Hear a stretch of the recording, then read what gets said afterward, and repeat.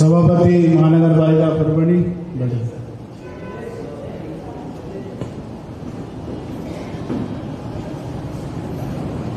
आता यानंतर सर्वांना प्रांताध्यक्षांच्या सोबत आपण एक सभेत प्रवेश करू। आता मी महाराष्ट्र प्रदेश काँग्रेस कमिटीचे उपाध्यक्ष वरिष्ठ उपाध्यक्ष सन्माननीय तुकाराम पाटील साहेबांना विनंती करतो की त्यांनी आपले मनोगत व्यक्त करावे थोडक्यात।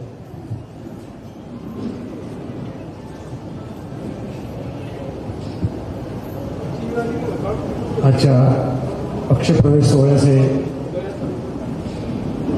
आणि मुख्य आकर्षण आणि आपल्या महाराष्ट्र प्रदेश काँग्रेस कमिटीचे अध्यक्ष माननीय श्री हर्षवर्धन सपकाळ, आपले महाराष्ट्राचे नेते आणि राज्यसभेचे खासदार माननीय श्री हंडोळे साहेब, अल्पसंख्याक विभागाचे प्रदेश अध्यक्ष आझाद मिर्झा साहेब,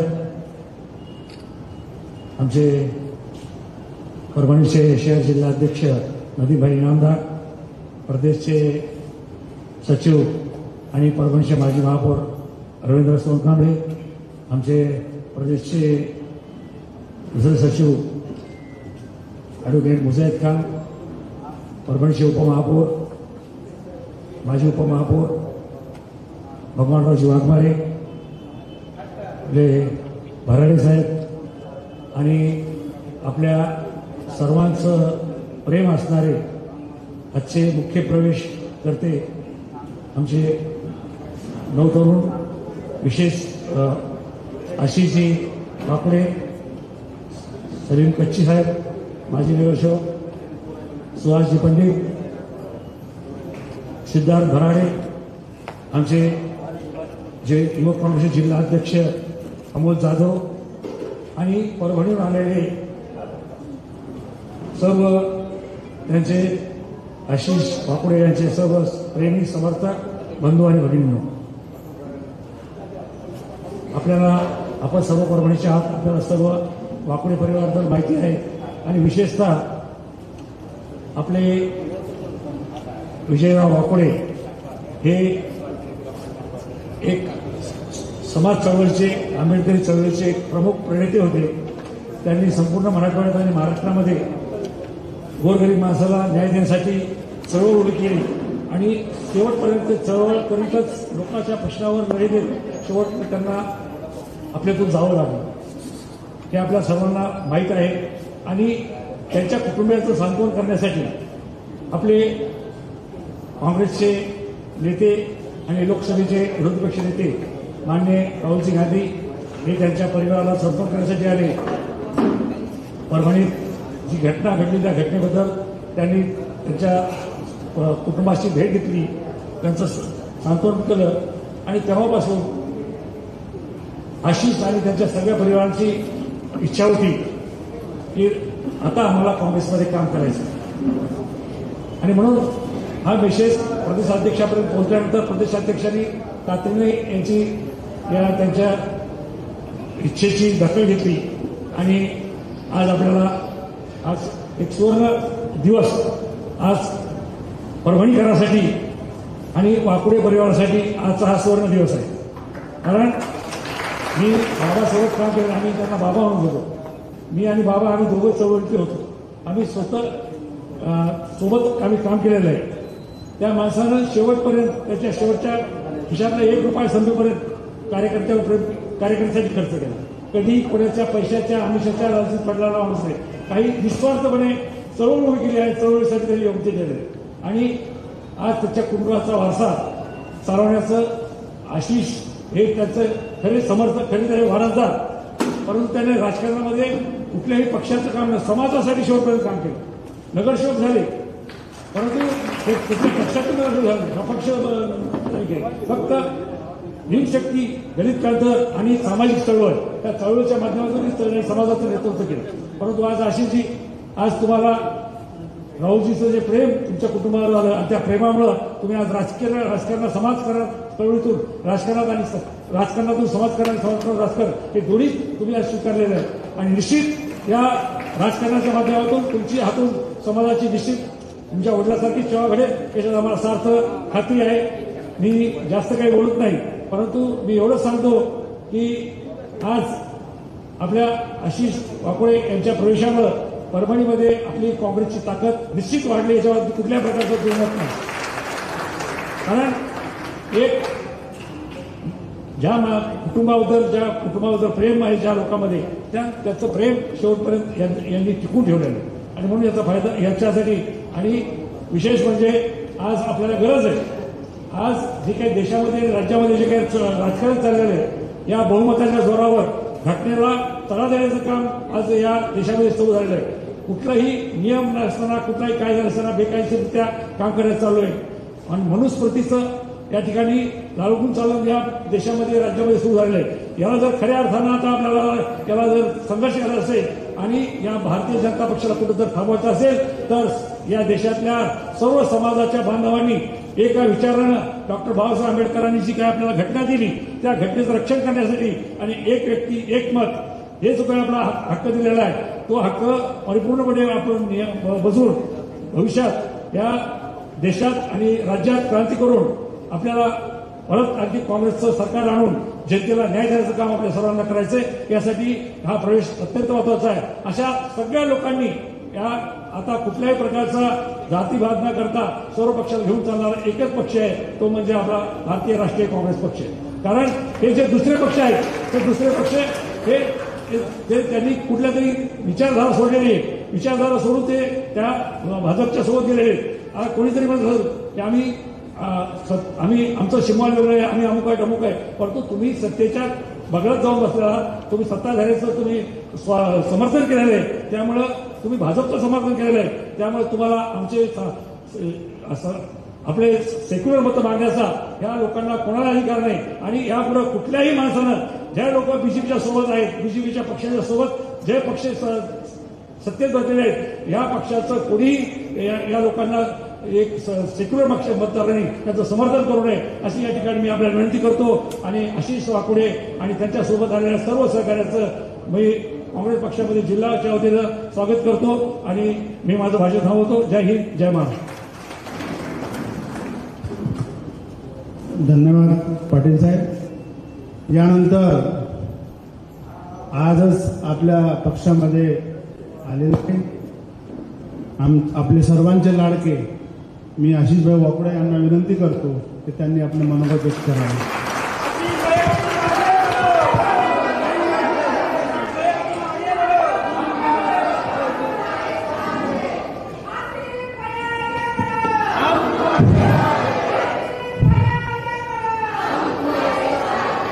आजच्या या पक्षप्रवेश सोहळ्याला ज्यांच्या नेतृत्वामध्ये आज हा पक्षप्रवेश सोहळा होत आहे असे काँग्रेसचे पक्षाचे महाराष्ट्राचे प्रदेशाध्यक्ष माननीय हर्षवर्धन सपकाळ साहेब, आमच्या सर्वांचे मार्गदर्शक आमचे नेते राज्यसभेचे खासदार आदरणीय चंद्रकांतजी हंडोरे साहेब, मंचावर उपस्थित असलेले माजी खासदार तुकारामजी रेंगे पाटील, ॲडव्होकेट मुजाहिद खान साहेब, रवी मामा सोनकांबळे, सिद्धार्थभाऊ भराडे, आमचे सलीम कच्छी, आमचे भगवानराव वाघमारे उपमहापौर परभणी, आमचे शहराचे अध्यक्ष नदीमबाई इनामदार, माझ्यासोबत आलेले सर्वच माझ्यावर प्रेम करणारे माझे सर्व, माझ्या माता, माझ्या भगिनी, माझे भाऊ आणि परभणीचे युवा जिल्हाध्यक्ष आमचे मित्र अमरभाऊ जाधव, सुहास पंडित, महमूद खान आणि उपस्थित सर्व मान्यवर. आपण गेल्या 8 महिन्यापासून माझ्या महिला, माझे सर्व हे मित्र आम्ही 6 ते 8 महिन्यापासून परभणीमध्ये साहेब रस्त्यावरच आहेत. परभणीमध्ये 10 डिसेंबरला जी घटना घडली, संविधानाची विटंबना झाली, विटंबना झाल्यानंतर परभणीमध्ये दंगल झाली. या दंगलीमध्ये सोमनाथ सूर्यवंशीला टार्गेट करून त्याचा मृत्यू त्याला मारण्यात आला पोलीस स्टेशनमध्ये. त्यानंतर या आंदोलनाचं नेतृत्व करणारे लोकनेते विजय वाकोडे जे सातत्यानं 6 दिवस रोडवर होते, ज्यांनी स्वतः औषध घेतलं नाही, स्वतःच्या जेवणाची विचार केला नाही, काहीच केला नाही. फक्त जर मी रस्त्यावर नाही उतरलो तो परभणी पेटल्याशिवाय राहणार नाही हा विचार करून रस्त्यावर सातत्याने उतरलेले माझे वडील लोकनेते विजय वाकोडे, त्यांना सुद्धा प्रशासनानं दबाव आणून मानसिक त्रास देऊन त्यांचा सुद्धा बळी घेतला. त्यानंतर 32 दिवस आम्ही परभणीमध्ये धरणे आंदोलन केलं. 32 दिवस एकही अधिकारी आमच्याकडे साहेब आला नाही, पोलीस वाला नाही आला, कोणताही अधिकारी आमच्याकडे आला नाही. म्हणून 32 दिवस झाल्यानंतर आम्ही लॉंग मार्चचा निर्णय घेतला आणि परभणीपासून लॉंग मार्च सुरू केला. आमच्या लॉंग मार्चमध्ये हजारो भीमसैनिकांनी सहभाग घेतला. आमचा लॉंग मार्च नाशिकपर्यंत आला. त्या ठिकाणी आम्हाला 5 जणांचं सस्पेन्शन लेटर पोलीसवाल्यांचं दिलं आणि आम्हाला सांगितलं की बाकीच्या मागण्या आमच्या तुमच्या पूर्ण करू, आम्हाला थोडा वेळ द्या. आणि त्यामुळे आम्ही नाशिकला लॉंग मार्च थांबवला. पण काहीच त्या प्रशासनाने आणि या सरकारने केलं नाही. सरकारनं काहीच केलं नाही. नंतर पुन्हा नाशिकहून आम्ही लॉंग मार्च मुंबईकडे काढला. घाटकोपर आल्यानंतर पुन्हा आमचे मुख्यमंत्र्यांनी आम्हाला बोलून घेतलं. मुख्यमंत्र्यांनी सांगितलं की आम्हाला आमच्यावर विश्वास ठेवा, आम्ही 8 दिवसात तुमचं करतो. अजून आम्ही त्या ठिकाणी सुद्धा आम्ही आमचा लॉंग मार्च थांबवला. आमच्या महिलाच्या पायाला फोड आले होते, पाय फाटले होते, एकाला हार्ट अटॅक आला, अनेक वेदना, पैशाची कमी, सगळे असंख्य अडचणी होत्या. पण आम्ही घाटकोपरपर्यंत आमचा लॉंग मार्च घेऊन आलो. मुख्यमंत्र्यांनी आम्हाला बोलवलं, तिथं ते खोटं बोलले. आम्हाला म्हणले तुमचं सगळं आम्ही करतो, पोलीसवाला गुन्हे दाखल करतो, तुम्ही जा. वापस आलो. तिसऱ्यांदा आम्ही परभणीत उपोषण केलं. परभणीत मुख्यमंत्री आले होते, तेव्हा त्यांना भेटलो, तेव्हा सुद्धा चॉकलेट दिलं. म्हणजे ही जी सरकार भारतीय जनता पार्टीची सरकार आहे, यांनीच ते परभणीचं संविधान विटंबनेचं प्रकरण घडून आणलं होतं.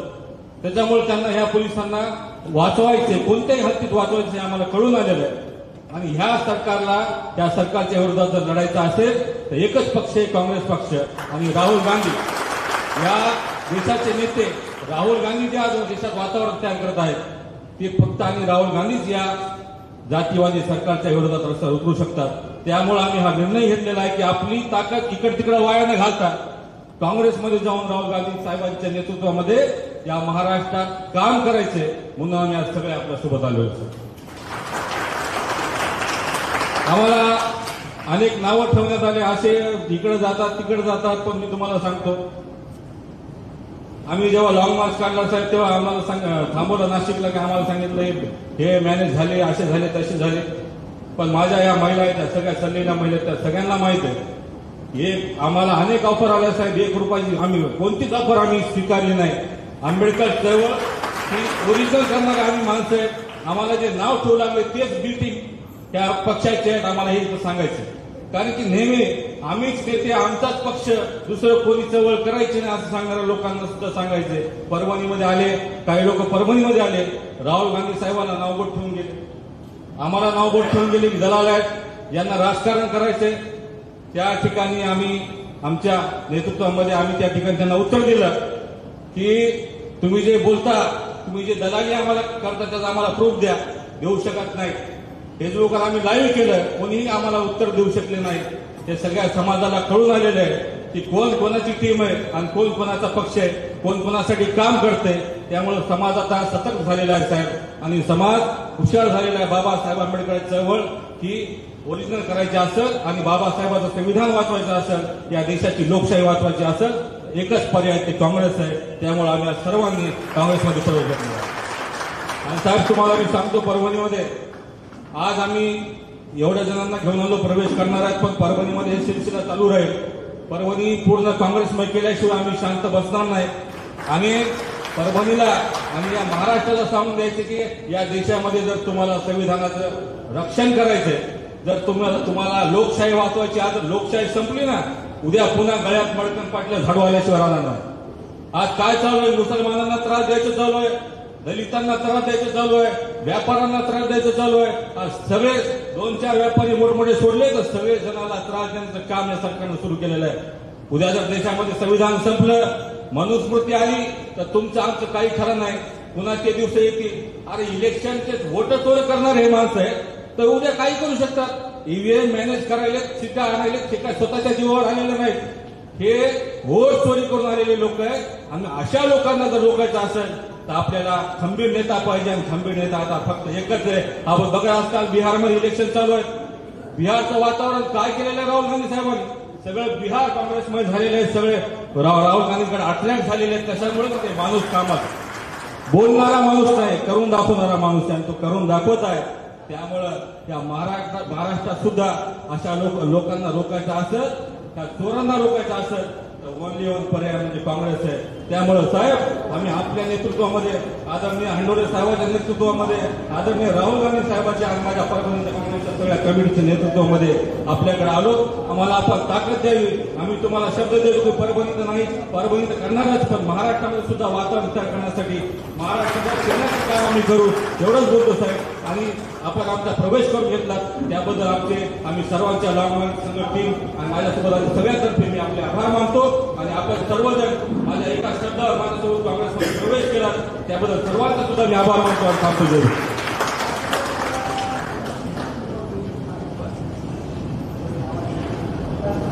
आशिष भाऊ, तुमचे काँग्रेस पक्षामध्ये खूप खूप अभिनंदन. तूफानों को हाथ दिखाओ, सैलाबों पर वार करो. तूफानों पर हाथ दिखाओ, सैलाबों पर वार करो. छोड़ो मल्लाओं का चक्कर, तैर के दरिया पार करो. आणि तो रास्ता जो तुम्ही आपण केलेला आहे काँग्रेस पक्षामध्ये येण्याचा, त्याबद्दल मी त्यांचे मनपूर्वक आपले अभिनंदन करतो. यानंतर आपले सर्वांचे नेते सन्माननीय श्री हंडोरे साहेबांना विनंती करतो की त्यांनी आपले मनोगत व्यक्त करावे.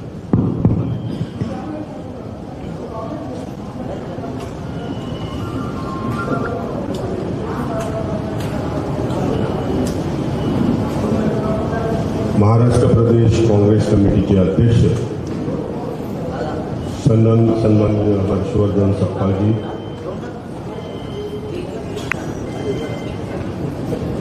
सन्माननीय माजी खासदार आणि काँग्रेसचे नेते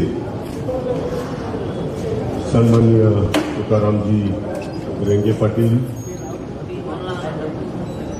त्यांचं सूत्रसंचालन होत आहे त्यांचे मित्र मुजम्मिल खान,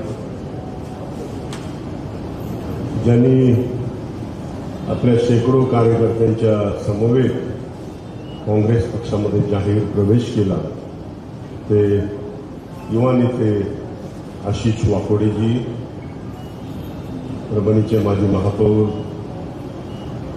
सन्माननीय रवी सोनकांबळे, महाराष्ट्र प्रदेश काँग्रेस कमिटीचे चिटणीस आहेत ते, दुसरे उपमहापौर सन्माननीय वाघमारे साहेब, ॲडव्होकेट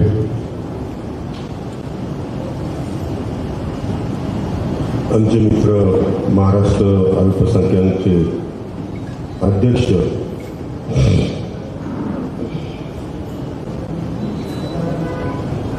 फजत भाई, सन्माननीय परभणी शहर अध्यक्ष खान साहेब, अमन यादव जी, सुहास पंडित जी, प्रियंका वाकोडे जी, सिद्धार्थ भराडे यांचाही प्रवेश झाला आहे, सलीम काजी जी, ज्यांनी राष्ट्रवादी काँग्रेस पार्टीमधनं आपल्या पक्षामध्ये प्रवेश केला आहे, मंचावर उपस्थित सर्व सन्माननीय नेतेगण आणि उपस्थित सर्व बंधू आणि भगिनी, विजय वाकोडे आणि सूर्यवंशी या दोघांना मी आपल्या सगळ्यांच्या वतीने पहिल्यांदा भावपूर्ण श्रद्धांजली वाहतो. विजय वाकोडेंच्या संबंधामध्ये सांगायचं झालंच तर आंबेडकरी चळवळीतला एक ज्येष्ठ नेता म्हणून मी त्यांच्याकडे पाहत आलो. गेली कित्येक वर्ष आम्ही बाबासाहेबांच्या चळवळीमध्ये सोबत राहून काम केलं. अत्यंत हुशार, अत्यंत डॅशिंग, कोणालाही न घाबरणारा आणि अत्यंत ताकदीनं लढणारा नेता म्हणून विजय वाकोडे यांचं महाराष्ट्रामध्ये नाव होतं. भीमशक्तीमध्ये ते अनेक वर्ष माझ्यासोबत राहिले. मधल्या काळामध्ये थोडी प्रकृती बिघडल्यामुळं घरीच असायची. भाषणामध्ये अत्यंत हरडा वक्ता म्हणून आम्ही त्यांच्याकडे बघायचो. जबरदस्त अशा पद्धतीने त्यांचं भाषण असायचं. ते नेहमी सांगायचे, झेंडा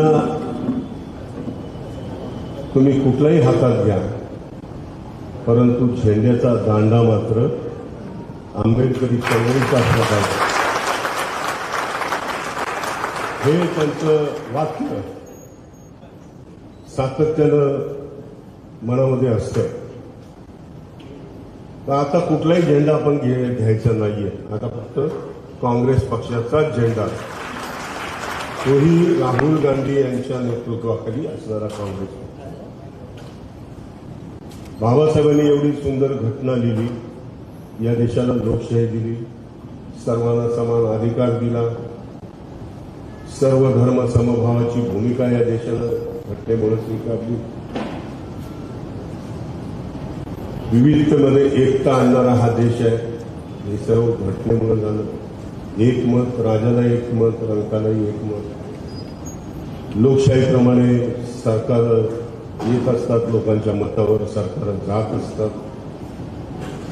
हे सगळं करून दाखवायची किमया परमपूज्य डॉक्टर बाबासाहेब आंबेडकरांनी, महात्माजी गांधी, पंडित जवाहरलाल नेहरू, सरदार वल्लभभाई पटेल यांच्या सोबत राहून या देशाची राज्यघटना त्यांनी बनवली.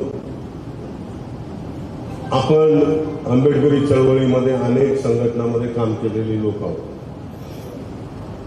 आपण सातत्यानं घटना बचावासाठी महाराष्ट्रभर कार्यक्रम करायचा. कधी मोर्चा असायचा, कधी आंदोलन असायची, आणि ते फक्त आपल्या समाजापुरतंच आपण त्या राज्यघटनेच्या संबंधामध्ये आवाज उठवायचो. आज खऱ्या अर्थानं भारतीय राज्यघटना घराघरामध्ये जर कोणी पोचवली असेल तर ती फक्त राहुलजी गांधी यांनी. त्यांची भारत जोडो यात्रा, या यात्रेमध्ये कन्याकुमारीपासून काश्मीरपर्यंत या यात्रेमध्ये ते फक्त घटना, बाबासाहेबांनी लिहिलेली घटना दाखवत होते. आणि या घटनेनुसार या देशाचा राज्यकारभार सध्या चालत नाही हे लोकांना पटवून देण्याचं काम त्यांनी यात्रेच्या निमित्तानं केलं. दुसरी यात्रा नागालँडपासून मुंबईपर्यंत काढली. याही यात्रेमध्ये बाबासाहेबांची राज्यघटना किती महत्वाची आहे, या देशाची लोकशाही टिकवायची असेल तर राज्यघटना टिकली पाहिजे, ही भूमिका राहुलजी गांधींनी घेतली. आणि त्यामुळं बाबासाहेबांनी लिहिलेली घटना आज निव्वळ भारतभर नव्हेच तर जगभर आज प्रसिद्ध झालेली आहे. ती केवळ राहुलजी आणि राहुलजी यांच्यामुळे. आणि म्हणून आपण सगळ्यांनी बाबासाहेबांची राज्यघटना वाचवण्यासाठी राहुलजींनी जो पुढाकार घेतलेला आहे, तर त्यांच्याच नेतृत्वाखाली भारताची राज्यघटना मजबूत झाली पाहिजे, ती वाचवली पाहिजे. यासाठी त्यांच्या नेतृत्वाखाली आपल्याला काम करायचं आहे. आणि महाराष्ट्रामध्ये हर्षवर्धन सकपाळजी यांच्या नेतृत्वाखाली काम करायचं आहे. मधल्या काळामध्ये राहुलजी घरी आले होते आपल्या, हर्षवर्धनजी होते, मी होतो, अनेक आपले नेते होते. हर्षवर्धनजींनी मला सांगितलं की हंडोरी आपल्याला वाकोड्यांचं चांगलं स्मारक बनवायचं. सूचना केली त्यांनी मला. मी म्हटलं त्यांचा प्लॅन डिटेल सगळं मागून घ्या, जो काही निधी लागेल आपण तो देऊ. काल परवा सुद्धा त्याचं डिटेल माझ्याकडे आलं. आणि निश्चितपणे माझे सहकारी दिवंगत विजय वाकोडे यांचं स्मारक अत्यंत देखण्या स्वरूपामध्ये आपल्या परभणीमध्ये उभं करण्यासाठी माननीय अध्यक्षांच्या नेतृत्वाखाली आपण सर्वांनी काम करू. काँग्रेस पक्ष हा सर्व धर्म समभाव मानणारा पक्ष, जातीयवादी पक्ष या देशामध्ये आपण बघताय. बाबासाहेबांची राज्यघटना बदलायचं काम सुरू झालेलं आहे. मतदान चोरी करायचं काम सुरू झालेलं आहे. 10 बाय 10च्या घरामध्ये 80 लोक राहू शकतात का? त्या एका घरामध्ये 80 लोकांचं मतदान. मीडियावाले ज्यावेळी त्यांच्या घरी गेले त्यावेळी तिथे फक्त नवरा बायको होते. मीडियावाल्यांनी टीव्हीवाल्यांनी त्यांना विचारलं की 80 लोकांचं मतदान आहे एका घरामध्ये, राहतात का 80 लोक? ते म्हणाले नाही साहेब, मी आणि माझी पत्नी गेल्या 3 वर्षापासून या घरामध्ये राहतो, दुसरा कोणी माणूस नाही. म्हणजे अशा पद्धतीनं बोगस नावाची नोंद करायची आणि ते बोगस मतदान करून घ्यायचं, याचाच अर्थ मतचोरी करायची. इथं एवढे मेजॉरिटी, थम्पिंग मेजॉरिटीनं इथं सरकार यांनी आणलं. 70 जवळजवळ मतदारसंघ असे आहेत की जिथं ह्या सगळ्या बोगस वोटिंग झालेली आहे. नाही यांची थम्पिंग मेजॉरिटी असूच शकत नाही. लाडक्या बहिणी मतदान करून करून किती करणार? वातावरण तुमच्या बाजूनं विरोधात आहे. 4 महिन्यापूर्वी 5 महिन्यापूर्वी लोकसभेच्या निवडणुका म्हणत होता आणि काँग्रेस आणि मित्र पक्षाचे इंडिया आघाडीचे जवळ 31-32 खासदार निवडून येतात. 4 महिन्यात काय लोकांचं लक्ष दुसरीकडे गेलं आणि याला मतदान झालं असं होत नाही. आणि म्हणून ही लढाई, ही बाबासाहेबांच्या विचाराची लढाई काँग्रेस पक्ष लढवतोय, हर्षवर्धनजी लढवतात, आम्ही लढवतो. माझ्यासारखा एका कार्यकर्त्याला, आंबेडकरी चळवळीतल्या कार्यकर्त्याला, राहुलजी गांधी, विलासरावजी देशमुख, गुरुदासजी कामत या सगळ्या लोकांनी मला आमदारकीची तिकीट दिलं, मंत्री बनवलं आणि समाज कल्याण मंत्री बनल्यानंतर आपल्याला माहिती आहे मी किती काम केलं. महाराष्ट्रभर 300 इमारती बांधल्या, 150 हॉस्टेल्स बांधली, 100 निवासी शाळा बांधल्या, प्रत्येक जिल्ह्यात बाबासाहेबांच्या नावानं सामाजिक न्याय भवन बनवलं, 1000 विद्यार्थ्यांची हॉस्टेल बनवली डिव्हिजन स्तरावर, ITI बनवली, 8 लाख कुटुंबाचं कर्ज माफ केलं, 1100 कोटी रुपयाचं, 19,000 एकर जमीन भूमिहीनांना वाटप केली. त्यामध्ये परभणीचा सुद्धा सिंहाचा वाटा आहे. परभणी, यवतमाळ, बुलढाणा वगैरे इकडच्या जिल्ह्यातल्या लोकांना दिली. किती हजारो विद्यार्थ्यांना, लाखो विद्यार्थ्यांची स्कॉलरशिप आपण वाढवून दिली. फॉरेन स्कॉलरशिप वाढवली, छत्रपती शाहूराजांच्या नावानं असणारी स्कॉलरशिप, वेगवेगळ्या स्कॉलरशिप देण्याचं काम केलं. अशा पद्धतीनं सामाजिक न्यायाला जी बगल दिलेली होती त्यावर पुन्हा काम करण्याचं काम माझ्यासारख्या कार्यकर्त्याने केलं.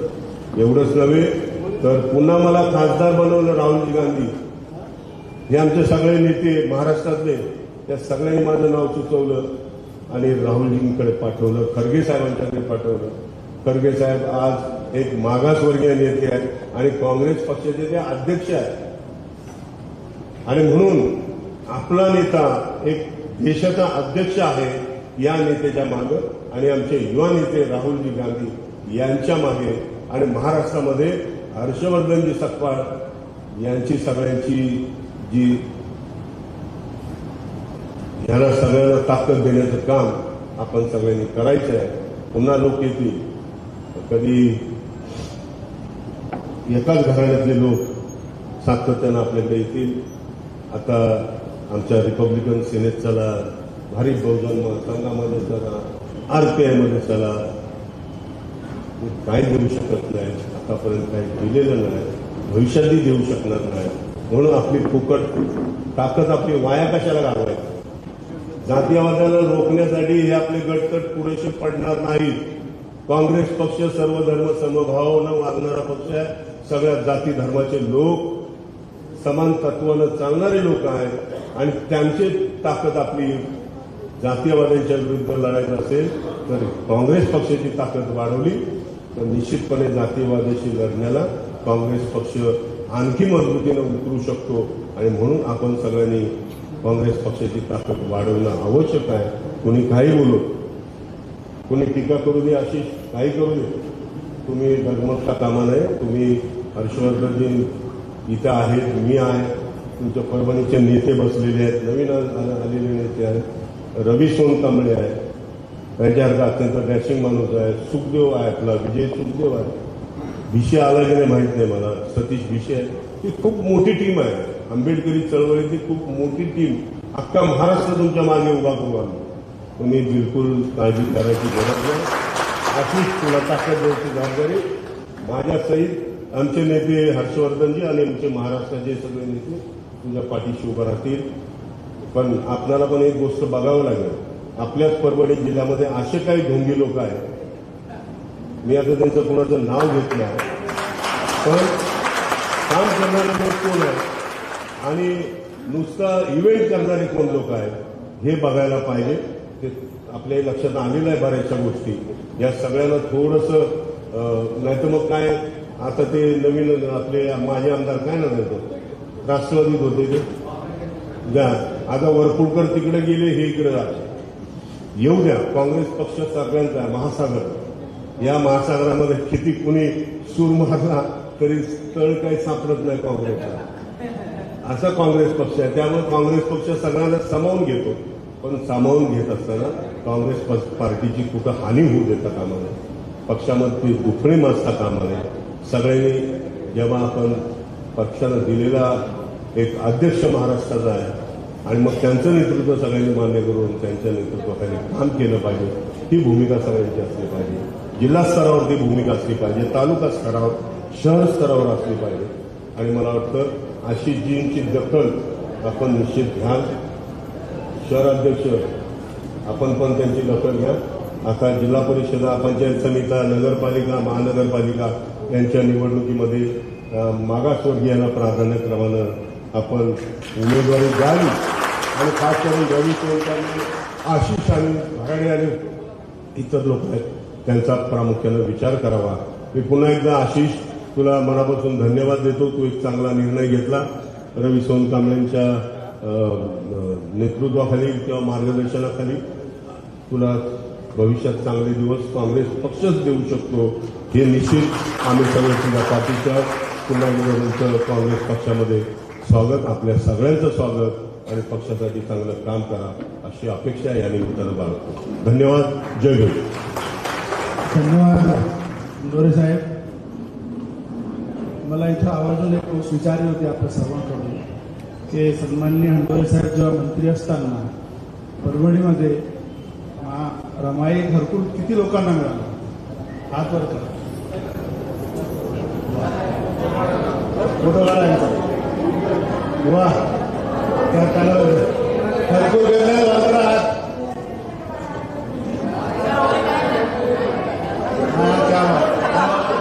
जोरदार धन्यवाद हंडोरे साहेब आपले.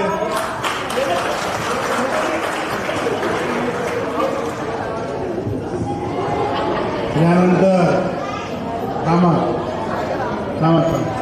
त्यांना भेटला नाही तेव्हा काँग्रेस पक्षच त्याला देणार आहे, चिंता करू नका. यानंतर आपले सर्वांचे नेते, त्यांच्याबद्दल दोन शब्द मी बोलणार आहे की फलसफा मेरे जुनून का पढ़ के तो कोई देखे.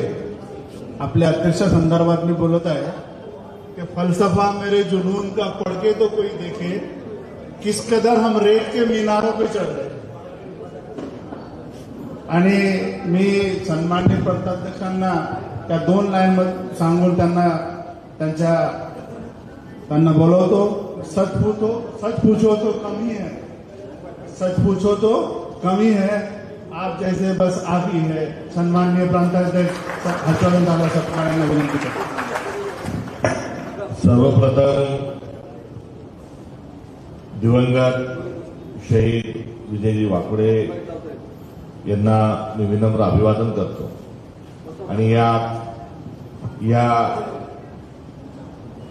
फारच सकारात्मक संदेश हा महाराष्ट्रातल्या केवळ आंबेडकरीच नव्हे तर बहुजन समाजात जो एक प्रभावी संदेश देईल अशा आजच्या पक्षप्रवेश कार्यक्रमाला प्रामुख्यानं या ठिकाणी उपस्थित आपले नेते, राज्यसभेचे खासदार, अनुभवी जाणतं असं नेतृत्व सन्माननीय चंद्रकांतजी हंडोरे साहेब, प्रदेश काँग्रेस कमिटीतील वरिष्ठ उपाध्यक्ष, सचिव, सन्माननीय सर्व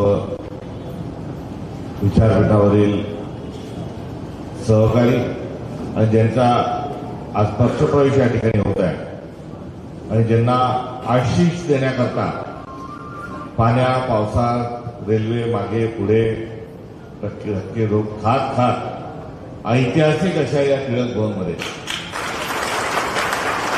आणि या वास्तूत या मुख्यालयात प्रवेश होणं महापौर हे एक फार मोठा संदेश आहे. आणि त्यांच्या आशिषासाठी आले असे आशिष विजय वाकोडे त्यांच्या भगिनी राहुल गांधीच्या बहिणीचं नाव आणि आशिषच्या बहिणीचं नाव आणि त्यांच्यासोबत ज्यांनी आज पक्षामध्ये प्रवेश घेतला असे सर्व कार्यकर्ते बंधू आणि भगिनींनो, देशात स्पृश्य अस्पृश्यता होती हे खरं आहे. अस्पृश्यतेची चटके जे आहेत हे अतिशूद्र म्हणजे दलित समाजाला भेटले हेही खरं आहे. पण मला तुम्हाला हेही सांगू द्या की छत्रपती शिवाजी महाराज यांचे वडील काही राजे नव्हते. शिवाजी महाराजांच्या ज्या आई होत्या जिजाऊ मासाहेब ह्याही काही राजघराण्यातल्या नव्हत्या. ना शहाजी हे राजे होते, ना लखुजी जाधव हे राजे होते. आणि 14 पगड 18 पगड जातींना एकत्र घेऊन कुठेही अस्पृश्यतेचा विषय नाही, कुठेही हिरव्या डाव्याचा विषय नाही. आपण सर्वजण जे आहेत हे मराठे होतो, मावळे होतो आणि आपली मोठ बांधून आपल्या जाणता राजांनी एक राज्य निर्माण करण्याचं स्वप्न बघितलं. आणि त्या शिवाजींना महाराज म्हणून गादीवर बसवण्याचा, राज्याभिषेक करण्याचा जेव्हा वेळ आला तेव्हा सरदार गेले, मावळे गेले, धर्मपीठाकडे गेले तात्कालीन आणि सांगितलं की आम्हाला आमच्या जाणता राजाचा राज्याभिषेक करायचा आहे. तेव्हा त्या पंचांग पाहणाऱ्यांनी सांगितलं की शिवाजी शूद्र आहे आणि शिवाजी शूद्र असल्यामुळे त्याचा राज्याभिषेक बापू होऊ शकत नाही. त्या अर्थानं शिवाजी महाराजांनाही शूद्र आणि अस्पृश्य समाजालाही समाज व्यवस्था आपल्याजवळ होती. आज म्हणायचं, तुम्ही म्हणायचं की आम्ही अस्पृश्य, आम्ही म्हणायचं तुम्ही अस्पृश्य. हा तुमचा माझ्यातला जो एक वाद आहे हा कुठेतरी आपल्याला हा मोडून काढला पाहिजे. आणि आज या कार्यक्रमाच्या निमित्तानं ज्यांना सर्वात आधी अभिवादन केलं अशा विजयजी वाकोडेंना अभिवादन करत असताना मला आपल्याला हेही सांगितलं पाहिजे की छत्रपती शिवाजी महाराजांचं हिंदवी स्वराज्य आणि परमपूज्य डॉक्टर बाबासाहेब आंबेडकरांचं भारतीय संविधान हे वेगवेगळं नाही, हे दोन्ही एक आहे. आणि आपण सर्वांनी एक समजून पुढे वागलं पाहिजे. नाहीतर एक जमात आपल्या देशात अशी आहे जी माझ्या आईनं मला सांगितली होती की बाबू यांच्यापासून सांभाळून राहायचो, हे कधी केसानं गळा कापतील सांगता येत नाही. आता ही केसानं गळा कापणारी जमात कोण, अवलाद कोण, हे मला तुम्हाला सांगण्याची गरज. एवढे 500 किलोमीटर दूरून जर तुम्ही एथलो घेता तर हे ज्याला माहिती आहे तोच इथपर्यंत आलेला आहे. बिचारा हे ज्याला अजून उमजलेलं नाही, समजलेलं नाही, त्यांना फडणवीस साहेबांनी इशारा दिलाय की एकच दांडा आणि आला मला झेंडा घेऊन आजा आजा आजा म्हणते, माझ्या मेरे गाडी में बैठ गया, असे कोण आहेत ते अजूनही त्यांच्याच नादी लागलेले आहेत. आपल्याला त्यांनाही प्रेमाने आणि सहानुभूतीने त्यांच्यापर्यंत हा विषय हा सांगावा लागणार आहे. एवढे 4 शब्द सांगत असताना बहुजन समाज हे राजकारण आणि समाजकारण आपल्याला करायचं.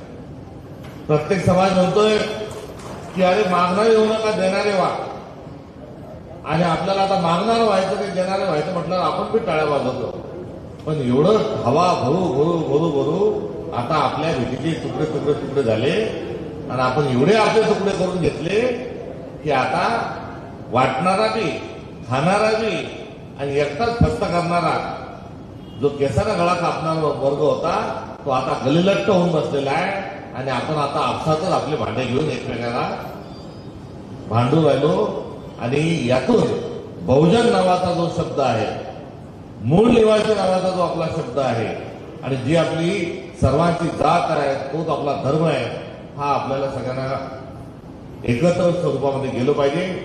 हा आजच्या कार्यक्रमाचा हा वास्तव आणि हा गाभा आणि हा जर पाया आहे म्हटलं तर चुकीचं ठरणार नाही आणि या पायावरच आपली बिल्डिंग जी आहे, संविधानाला अभिप्रेत असणारा भारत निर्माण ही इमारत फक्त त्याच पायावर उभी राहू शकते. आणि बाबासाहेब आंबेडकरांनी काय मागितलं तर समता मागितली, बंधुता मागितली, सामाजिक न्याय आपल्याला सगळ्यांना सांगितला, शिकवला. प्रत्येक व्यक्तीचा सन्मान जो आहे तोच आपल्याला सांगितला. तिकडे जिन्ना साहेब जे आहेत ते पाकिस्तान मागत होते, खान अब्दुल गफार खान साहेब बलुचिस्तान मागत होते. तसा बाबासाहेबांना काही भीमस्थान मागितलेला नाही. बाबासाहेबांना काय सांगितलं, या भारतात बंधुभाव नित्य वसू दे, ते वरची असाम दे. आणि आता असं असताना आपण तुझं माझं, माझ्या ताटात किती, तुझ्या वाटेत किती, तुझ्या दुर्डीत किती, हा हिशोब आपल्याला जरूर मागायचा आहे. पण तो कोणाला मागायचा आहे? जे चोर आहेत, जे मनुवादी आहेत, यांना आपल्याला मागा मागायचा आहे. आता दोनच जाती राहिलेल्या आहेत, एक मनुवादी आहे आणि एक संविधानवादी आहे.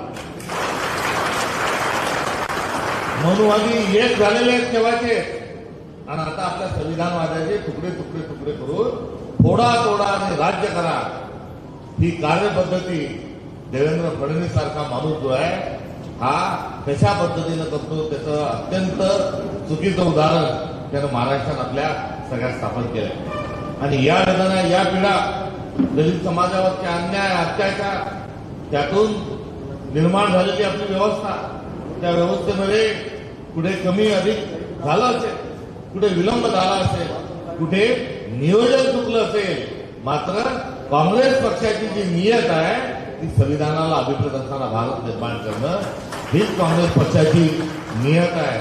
आणि 300 लोकांची संविधान सभेत 230 लोक हे काँग्रेसचे असताना बाबासाहेबांच्या शब्दाला प्रमाण म्हणून जी साथ दिली, जो नेहरूजींनी पाठिंबा दिला, जो गांधीजींनी बाबासाहेबांचं महारत्व मान्य केलं, हा देखील इतिहास आपल्याला सगळ्यांना ध्यानात ठेवावा लागेल. वरच्या पॅरेग्राफमध्ये एका पानाच्या वरच्या पॅरेग्राफमध्ये जवळचं घर म्हटलंय, मात्र त्याच्यात खाली आपल्याला काँग्रेसच्या शिवाय पर्याय नाही अशा आशयाचं देखील विधान करणाऱ्या महामानवाला आपल्याला विसरता कधी येणार नाही, हे आपण सर्वांनी ध्यानात घेतलं पाहिजे. आणि सर्वांचा जो अर्थ आहे तो आहे की राष्ट्रीय स्वयंसेवक संघ, बाबासाहेबांचा जो राजकीय संदेश आहे तो या देशामध्ये विष पेरणारा विचार आहे. आणि या विचारासोबत कधीही कुठेही कसल्याही प्रकारे आपल्याला जाता कामा नये, हा बाबासाहेबांचा जो संदेश आहे तो संदेश आज सर्वाधिक रेलिव्हंट आहे.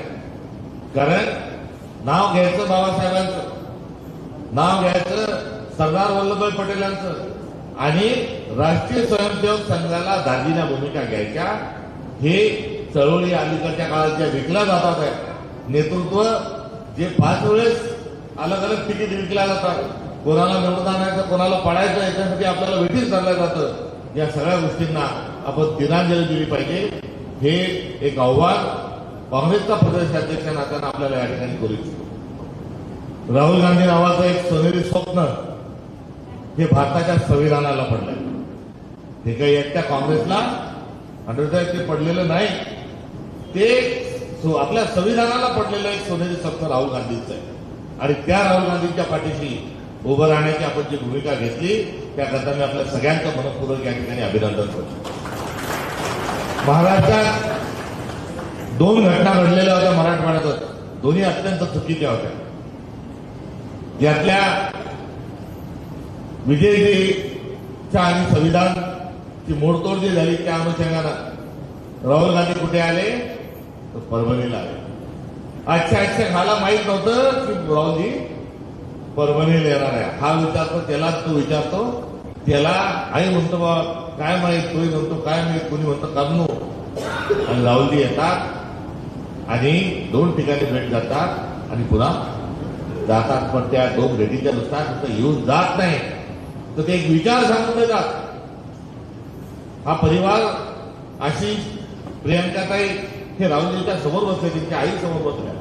राहुलजींनी त्याच्या डोळ्यात डोळे घालून काय म्हटलं हे एकदा आपण त्यांच्याकडून ऐकलं पाहिजे, त्यांच्याकडून समजून घेतलं पाहिजे. आणि आज राहुलजींची त्या भेटीमुळे आज आशिषाने आपण सर्वजण काँग्रेसमध्ये येत आहात याची जाणीव असणारा मी प्रदेशाध्यक्ष आहे एवढं या निमित्तानं आपल्याला सांगतो आणि सांगत असताना त्यांचं येणं जे होतं तो संदेश होता की कुठे हा आंबेडकरी जनतेवर अन्याय झाला तर खबरदार.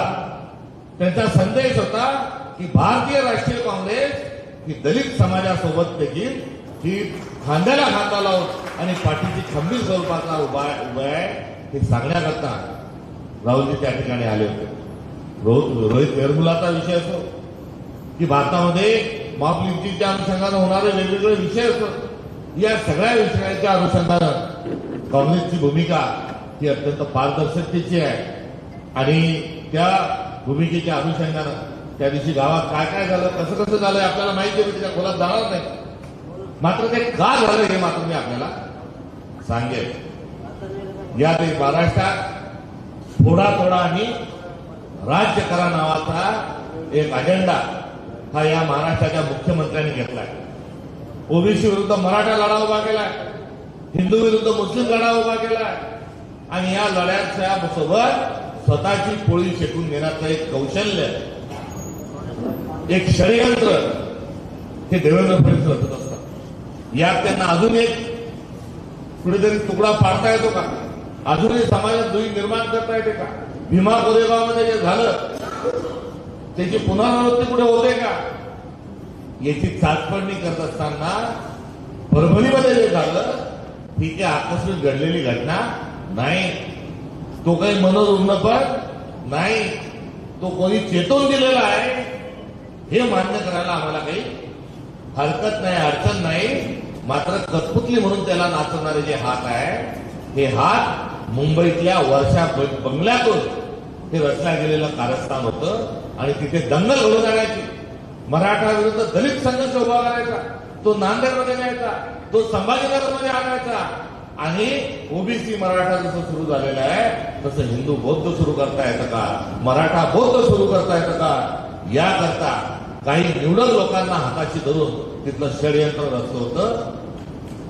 आंडोळे साहेब बरोबर बोलणार का काही भाषा हे मी खरं सांगू राहिलो का काही माझ्या मंत्री होत.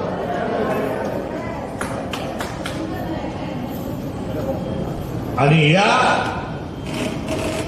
एका षडयंत्रामध्ये तिथे ज्या भानगडी झाल्या तिथे जो आपसी तणाव निर्माण झाला, जो गैरसमज झाला, जो त्या ठिकाणी गोंधळ उडाला, त्या ठिकाणी कुठे कमी जास्तीने झालं ते भावनेच्या बळाने झालं. मात्र त्या भावना टिकवण्याचं आणि आपल्याला हातात दगड देण्याचं जर गुन्हा दाखल करायचा असेल तर तो देवेंद्र फडणवीस नावाच्या माणसाला दाखल झाला पाहिजे. तो परभणीतल्या ना या बाजूचा ना त्या बाजूच्या दोन्ही बाजूच्या माणसात करण्यात काही अर्थ नाही. आणि या कांडाचं आणि या कारस्थानात जो तणाव निर्माण झाला त्या तणावात मृत्यू कोणाचा गेला, एक बिचारा असा माणूस आहे की ज्याचा आगा विचार काही नाही. एक निष्पाप माणसाचा जीव गेला, पोलिसांनी मारो त्याचा बळी घेतला. तो 302 जो आहे तोही त्या पोलिसांवर नाही तर तोही देवेंद्र फडणवीसवर दाखल झाला पाहिजे. तर दुसरा गावातला तणाव आहे, विजय वाकोडे त्यांच्या सहकाऱ्यांसह गावात शांततेसाठी फिरतात आहे. आपले माजी महापौर अजून आपण सर्वजण गावात शांतता निर्माण करताय. तब्येतीकडे लक्ष नाही, पोलीस अलग तानातानी करून राहिली, लोक अलग तानातानी करून राहिले, गोळ्या घेतल्या नाही, झोपला नाही, जेवला नाही. आणि अशा याच्यात विजय वाकोडे हा पहाडासारखा एक बुलंद माणूस आणि असा एक पहाडासारखा माणूस कोसळला आणि त्याचा मृत्यू झाला. या मृत्यूला जबाबदार कोण? आणि या पद्धतीनं हा बळी झाला, शांततेकरता झाला, संविधानाकरता झाला, आपल्या सगळ्यांकरता, समाज बांधवांकरता झाला. आणि हा मृत्यू कारण शारीरिक कारण आणि वैचारिक कारण हे दोन्ही कारण जे आहे हे महान असल्यामुळे शहीद हा शब्द आपण त्यांना या ठिकाणी आपण वापरत आहोत. आणि शहीद विजय वाकोडेंच्या भेटीला राहुल गांधी आले आणि राहुल गांधी आल्यानंतर राहुल गांधी गेल्यानंतरच्या काही काळानंतर मी प्रदेश काँग्रेस कमिटीचा अध्यक्ष झालो. मी अध्यक्ष झाल्यानंतर बापूंना सांगितलं, भगवानरावांना सांगितलं, मुजाहिद भाई आले, शहराध्यक्ष आले आणि सगळ्यांना सांगितलं की आपल्याला पदयात्रा काढायची. आता पदयात्रा काढायला हे काही नाही म्हणायचा काही याचा विषय नव्हता. पण तेव्हा 75% दुसऱ्या पार्टीत गेलेला माणूस 25% आपल्याकडे तेव्हा राहिलेला होता, किंवा 100% गेलेला माणूस, मनाने गेलेला माणूस शरीराने इकडे राहिलेला होता.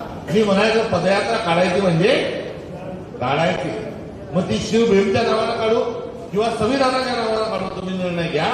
मात्र आपल्याला राहुल गांधी येऊन गेले, मी प्रदेशाध्यक्ष, राहुल गांधी आल्यानंतर तो विषय मी सोडणार नाही आणि त्या विषयाकरता पदयात्रा काढू. बापू तसे एकदम डोक्यावर बर्फाची लादी आणि तोंडात खडी साखर आपले रंगे पाटील साहेब ते म्हणे, बाबा हा प्रांताध्यक्ष काही ऐकायला तयार नाही आणि इकडे हा बुवा काही हारायला, आता करावं तर काय करावं अशी अडचण जरी आली असली तर तो विषय तात्कालिक आपला भाग. मात्र प्रदेशाध्यक्षा नात्यानं मी माझं कर्तव्य पार पाडलं की राहुल गांधी येऊन गेले, तो विषय मी पुढे घेऊन जाणार आणि पुढे घेऊन परभणीची पदयात्रा झाली. पदयात्रेमध्ये शहीद विजयजींच्या, वाकोडजींच्या घरी भेट देणं एक गव असतो, तो तिथे गेलो, तिथे त्यांच्याशी चर्चा केली आणि चर्चा करत असताना कोण कोण कसं कसं केव्हा केव्हा काय काय केलं आणि कसे विचित्र वागले याचा लेखाजोखा देखील या मायलेकरांनी आणि त्यांच्या बहिणींनी त्या ठिकाणी मांडला. तो करत असताना मी त्या ठिकाणी प्रदेशाध्यक्षांना आता आशिषला शब्द दिला होता की पुढचं नगरपालिकेचं तिकीट हे काँग्रेस.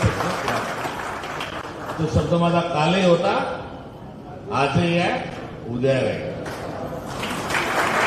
फक्त साक्षीदार ठेवेल माणूस जो होता तो आता राहिलेला, आपल्यामध्ये राहिलेला नाही. पण आता थेट कनेक्शन तुझ्याशी असल्यामुळे मधल्या माणसाचं काही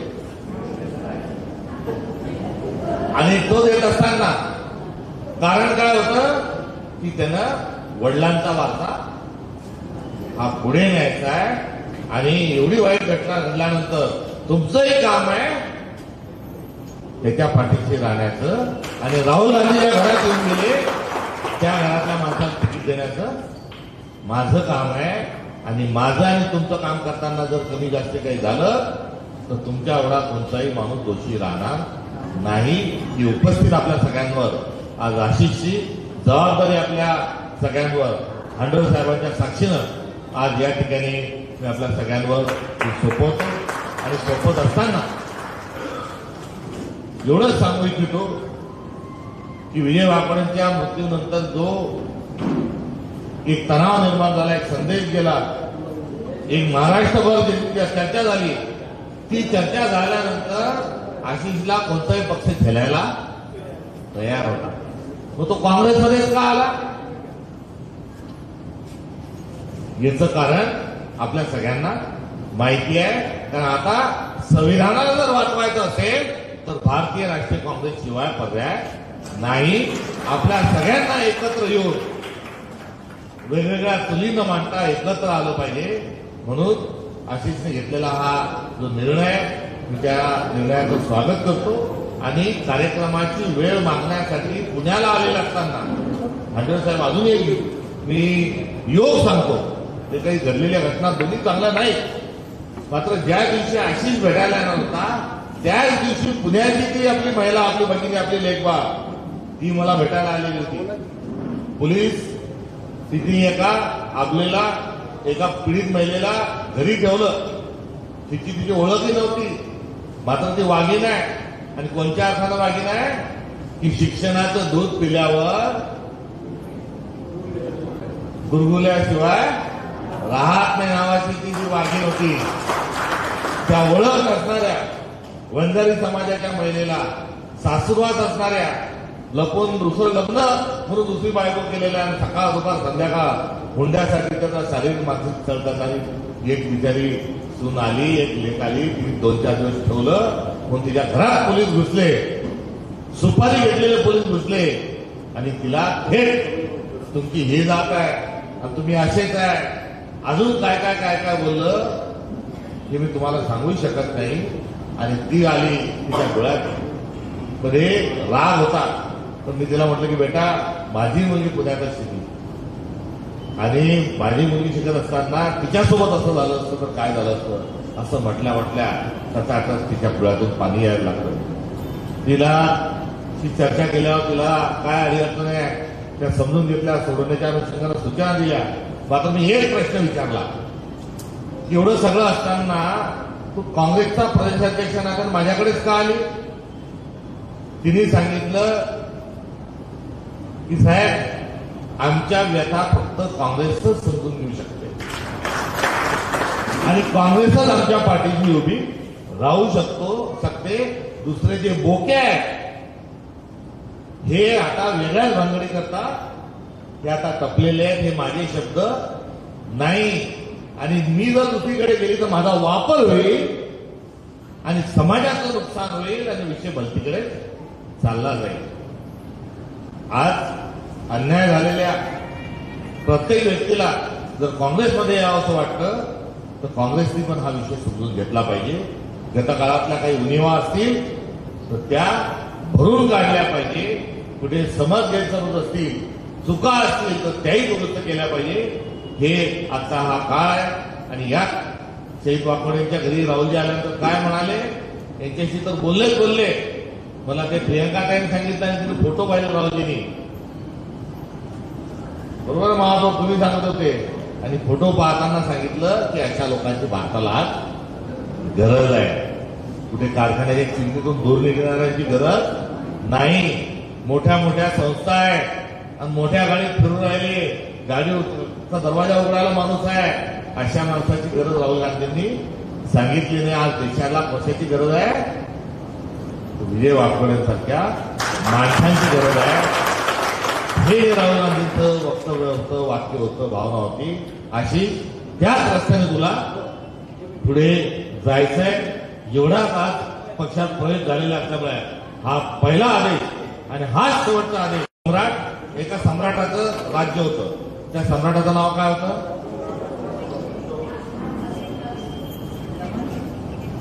जेव्हा यांशांग भारतात आले तेव्हा भारतात सम्राट हर्षवर्धनाचं राज्य होतं.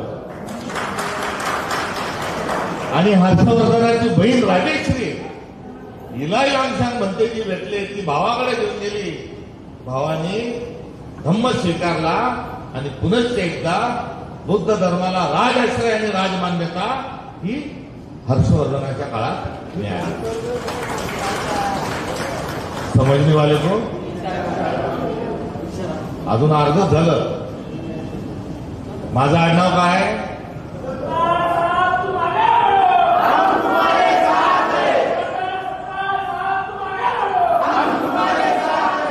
बाबासाहेबांचं आडनाव काय? नावात तथागत गौतम बुद्ध आणि आडनावात बोलो भीम भगवान की. मधात कोणाचंच काम, बापूची परवानगी घेऊन मधात कोणाचंच काम नाही. हाही तो योग आहे.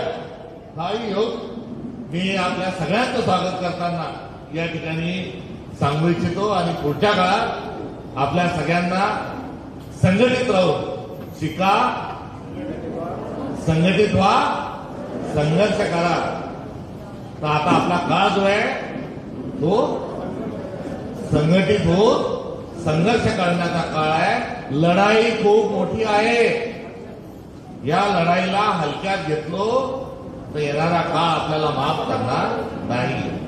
करो या मरो ही स्थिती निर्माण झालेली आहे. आणि मागच्या वेळेचा जो शत्रू होता, याला सत्ता नष्टनाबूद करायची होती, याला तिजोऱ्या चोरायच्या होत्या, याला पैशांवर राज्याचे आक्रमण होते, त्यांना डल्ला घालायचा होता.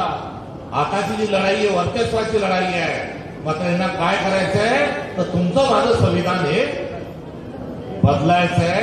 त्यामुळे या लढाईत आपण राहुल गांधींच्या नेतृत्वात सर्वजण जीवाचं रान करून आपण सर्वजण उतरू, एवढंच या निमित्तानं या ठिकाणी सांगतो. आणि अशी नुसतं नगरसेवकच नाही, तुझ्या वडिलांना तुला वाढ वडिलांचा तुझ्या वडिलाचा वारसा लाभलाय. त्यामुळे तुला पायाला वेंगणीला बांधून संपूर्ण मराठवाडा, संपूर्ण महाराष्ट्रात तुला हा संदेश घेऊन जायचा आहे. एवढी जबाबदारी आज मी या ठिकाणी तुझ्यावर सोपवतो आणि तुझ्यासोबत आलेल्या सर्वांचं मी पक्षात हार्दिक स्वरूपात स्वागत करतो आणि इथेच सांगतो, जय हिंद, जय भारत, जय काँग्रेस, जय संविधान. खूप खूप धन्यवाद सन्माननीय अध्यक्ष साहेब.